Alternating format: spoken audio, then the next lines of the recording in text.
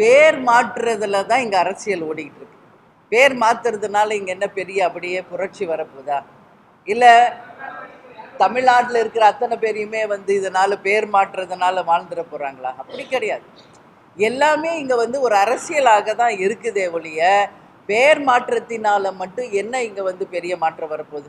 அதே மாதிரி 100 நாள் வேலை வாய்ப்பு திட்டம் காந்தியடிகள் பேரில் இருந்தது, அதை மாற்றுறாங்க அப்படின்றது இது உண்மையிலே அத்தனை பேருடைய எதிர்ப்புகளையும் மனவேதனையும் தான் பதிய வைக்கும்.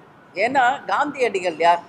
இந்தியாவின் தந்தை, சுதந்திரத்திற்காக போராடியவர். அவர் ஒன்றும் பிரைம் மினிஸ்டராக உட்காரணும்னு சொல்லலை. அவ்வளோ போராடினாலும் அவ்வளோ நாட்டுக்காக உழைத்தாலும் காந்தியடிகள் நம்ம தந்தை, நாட்டின் தந்தை. அவர் பேரில் 100 நாள் வேலை வாய்ப்பு இருந்தால் என்ன குறைஞ்சி போச்சு?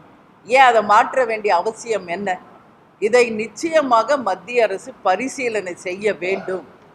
காந்தியடிகள் ஒரு கட்சிக்கோ ஒரு ஜாதிக்கோ ஒரு மதத்துக்கோ சொந்தக்காரர் கிடையாது. இந்த நாட்டின் தந்தை அவர். அதனால அந்த 100 நாள் வேலை வாய்ப்பு திட்டத்திற்கு அவர் பெயரை வைத்தது ஏன் மாற்றணும் அப்படின்ற கேள்வியை தேமுதிக சார்பாக நாங்கள் எழுப்புகிறோம். அது நிச்சயம் மத்திய அரசு பரிசீலனை செய்து மீண்டும் காந்தியடிகள் பேர்லேயே தான் அந்த திட்டம் இருக்கணுன்றதையும் கேட்டு